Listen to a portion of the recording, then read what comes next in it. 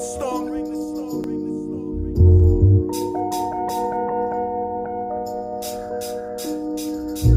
Daming ideya, naglalaro sa isip. Gustong kumawala pero nagdadalawang isip.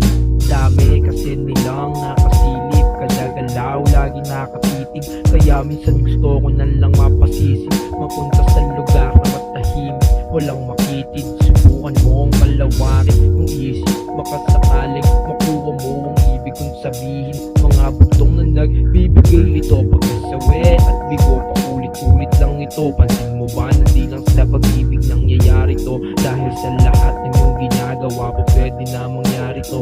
Oo, totoo, nandyan lang yan, nakaabang sa'yo. Kailangan mo lang matutunan na tanggapin nito para makausad sa panibagong pagsusulit ng buhay mo. Kaya sana kuha mo yung punto ko.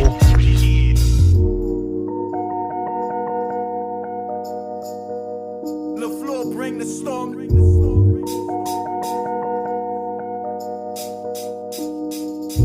Huwag kang mag-alala dahil kahit ako dumadaan sa pagkabigo, paminsan-minsan ay lito. Pero kahit na ganun, diretso pa rin ako sa proseso ko, para din yun sa progreso ko. Mga aral galing sa pagkabigo ay nagkagamit ko para malagpasan ng mga harang sa ruta ko. Ginagawa ko dahilan nito para mas lalo pang ganahan na kilusan ng pangarap ko. Kapatid, gusto ko lang malaman mo na hindi hadlang ang pagkabigo para hintuan ng pag-abot sa pangarap mo. Sadyang kailangan mo lang talagang matutunan na tanggapin nito. Kaya bangon dyan, huwag mong hayaan ng lamunan nito. Hindi sagot ang lubid na nakasabit sa ilong mo. Huwag mong tutukan ang buhay mo, dahil ang pagkabigo ay parte na ng pagkabuhay mo. Sa mundong ito, di mo na maiiwasan to.